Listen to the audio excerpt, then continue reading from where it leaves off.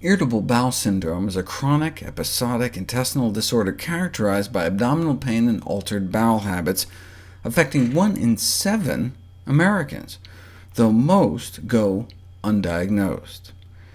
It can have substantial impact on well-being and health, and doctors underestimate the impact the disease can have, particularly the pain, the discomfort.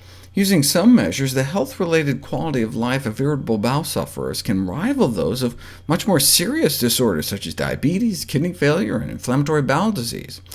So the first step towards successful treatment is for doctors to acknowledge the condition and not dismiss the patient as just hysterical or something. Another reason sufferers often don't seek medical care may be the lack of effectiveness of available treatments. There is a huge unmet therapeutic need. Since there's no cure for IBS, treatment is targeted to alleviate the symptoms. The typical antispasmodic drugs can cause side effects such as dry mouth, dizziness, blurred vision, confusion, and fall risk. But there are new drugs on the market now, like lubiprostone, which can cost $2,000 a year, and cause, as side effects, many of the symptoms you're trying to treat. Linaclotide is one of the newest, $3,000 a year, and again can cause the very problems it's designed to help. Antidepressants are commonly given, but may take 4 to 6 weeks to help for Prozac or Celex, up to 12 weeks for Paxil, and have their own array of side effects, including sexual dysfunction caused by these 3 drugs in over 70% of the people who take them. There's got to be a better way. Acupuncture works, but no better than placebo. What's placebo acupuncture?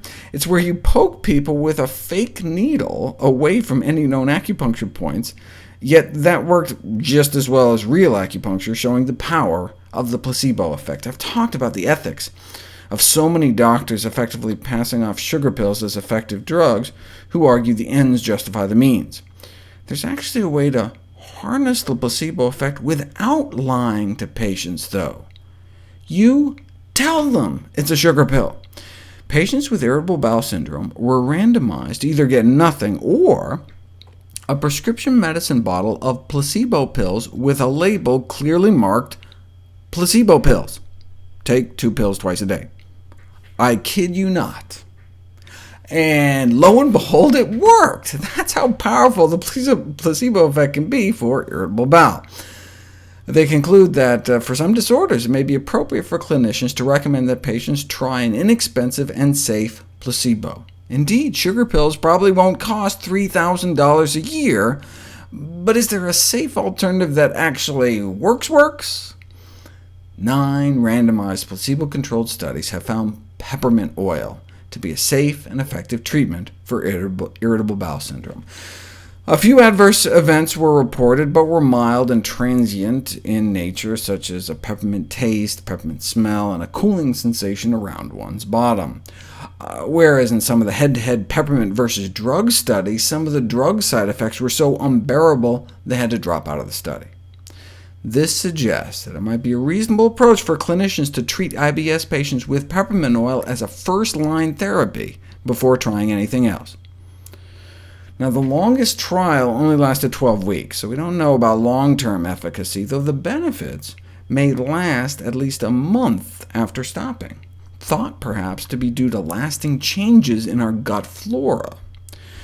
The studies used peppermint oil capsules so they could match them with placebo pills. What about peppermint tea? It's never been tested, but one might assume it wouldn't be concentrated enough. But a 1/4 cup of fresh peppermint leaves has as much peppermint oil as some of the capsule doses they used in the studies, which one could easily blend into a smoothie, or with frozen berries to make something like my pink juice recipe. You can grow mint right on your windowsill. We doctors need effective treatments that are cheap, safe, and available. This is particularly relevant now, as newer and more expensive drugs have either failed to work or been withdrawn from the market owing to concerns about serious adverse events. Just like it Might be a good idea to only eat foods with ingredients you can pronounce. It may be better to try some mint before novel pharmacological approaches, such as the new dual mu-opioid agonist delta antagonist drug with a name like J&J 27018966.